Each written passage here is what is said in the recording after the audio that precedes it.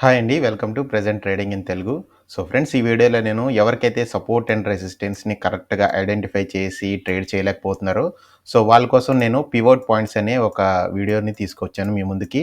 So ఈ indicator అనేది మనకి సపోర్ట్ అండ్ రెసిస్టెన్స్‌ని ఐడెంటిఫై చేయడానికి, సో వాటిని యూజ్ చేసి మనం రియల్ మార్కెట్‌లో ట్రేడ్ చేయనీకైతే చాలా యూజ్ అవుతుందనమాట. నేనిక్కడ నిఫ్టీ 15 అయితే సెలెక్ట్ చేసుకున్నాను. సో మీరు ఎటువంటి ఇండెక్స్‌ని కానీ, స్టాక్స్ కానీ ఏదైనా సెలెక్ట్ చేసుకోవచ్చు. నెక్స్ట్ ఇండికేటర్స్‌లోకి వెళ్ళి ఇక్కడ పివోట్ పాయింట్స్ అని టైప్ చేయండి. సో ఇక్కడ మనకి పివోట్ పాయింట్స్ స్టాండర్డ్ అని వచ్చింది కదా! సో దీని మీద అయితే క్లిక్ చేయండి. అండ్ ఇక్కడ మనకి సెట్టింగ్స్ అయితే ఉంటాయి. సెట్టింగ్స్ ఐకాన్ మీద క్లిక్ చేయండి. అండ్ ఇక్కడ మనకి ట్రెడిషనల్ అని ఉంటుంది. సో దీన్ని మీరు ఫిబొనాచీలో పెట్టుకోండి. అట్లాగే ఇంకా షో హిస్టారికల్ పివట్స్ అని ఉంటుంది. సో పాతవన్నీ కూడా మీకు చూపిస్తుంటుంది.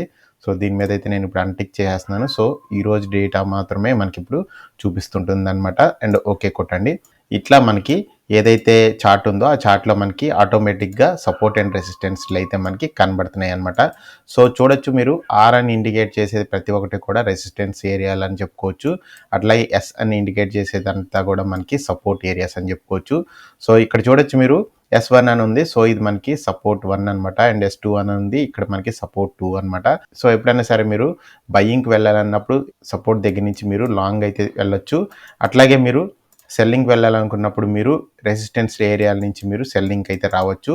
అండ్ ఇక్కడ చూడొచ్చు మీరు ఇక్కడ ప్రీవియస్ డే మనకి క్లోజింగ్ ప్రైస్ అయితే ఉంది. సో మీకు ఇక్కడ క్లోజింగ్ ప్రైస్ దగ్గర మార్నింగ్ అయితే మనకి రిజెక్షన్ అయితే వచ్చింది. సో ఇక్కడ మనకి ఈ ఒక లైన్ కూడా ఉంది కదా! సో ఒకవేళ మీరు ట్రేడ్ ఇనిషియేట్ చేసుంటే గనక మీరు సపోర్ట్ 1 వరకు మీరు ట్రేడ్‌ని అయితే హోల్డ్ చేసి ఇక్కడ మీరు ప్రాఫిట్ అయితే బుక్ చేసుకోవచ్చు. అండ్ ఇంక అట్లాగే మార్కెట్ మనకి ఇక్కడి నుంచి రివర్స్ అవ్వడం అయితే జరిగింది. అండ్ ఇంక అట్లాగే పైన మనకి క్లోజింగ్ ఇచ్చినా గానీ మనకి సెల్లర్స్ అయితే కొంచెం యాక్టివ్‌గా ఉండడం వల్ల మార్కెట్ మళ్ళీ మనకి డౌన్‌కి అయితే వచ్చిందనమాట. సో ఈసారి మనకి సపోర్ట్‌ని అయితే బ్రేక్ చేసి కింద సెకండ్ సపోర్ట్ వరకు అయితే వచ్చింది. సో ఇక్కడ మనకి రిజెక్షన్ రావడంతో సో మార్కెట్ మళ్ళీ ఇక్కడ సపోర్ట్ తీసుకొని పైకైతే వెళ్ళిందనమాట. సో ఇట్లాంటి సినారియోస్‌లో మీరు ఇక్కడ ట్రేడ్ ఇనిషియేట్ చేస్తే గనక లాంగ్ సైడ్ సో మీరు సపోర్ట్ వరకు ఫస్ట్ టార్గెట్‌ని అయితే పెట్టుకోవచ్చు. సెకండ్ ఏదైతే మన క్లోజింగ్ ప్రైస్ ఉందో ఎక్కడైతే మార్నింగ్ మనకి రిజెక్షన్ వచ్చిందో అక్కడ వరకు మీరు సెకండ్ టార్గెట్‌ని అయితే పెట్టుకోవచ్చు. ఇది కూడా మనకి బ్రేక్ చేసి సస్టైన్ అయ్యి పైకి పోయిందంటే గనక మనం రెసిస్టెన్స్ 1 అయితే మనం టార్గెట్ కింద పెట్టుకోవచ్చు అనమాట. మన డైరెక్షన్‌లో మార్కెట్ వెళ్తున్నప్పుడు మనం ప్రాఫిట్‌ని ట్రయల్ చేసుకుంటూ వెళ్తే మనకి బెటర్ ప్రాఫిట్స్ అయితే ఉంటాయి. అట్లాగే మీరు ఇక్కడ ట్రేడ్ ఇనిషియేట్ చేసి ఉంటారు. సో ఇక్కడికి వచ్చేటప్పటికి మీరు ప్రాఫిట్‌లో ఉంటారు. సో మీ ఎస్ఎల్ అనేది ఇక్కడికి షిఫ్ట్ చేస్తారు. సో ఇక్కడికొచ్చేటప్పటికి మీ ఎస్ఎల్ అనేది ఇక్కడికి షిఫ్ట్ చేసుకుంటారు. సో ఒకవేళ మార్కెట్ అనేది మీకు రిటర్న్ వచ్చినా గానీ మీరు ఇక్కడ ఎగ్జిట్ అయితే అయితారనమాట.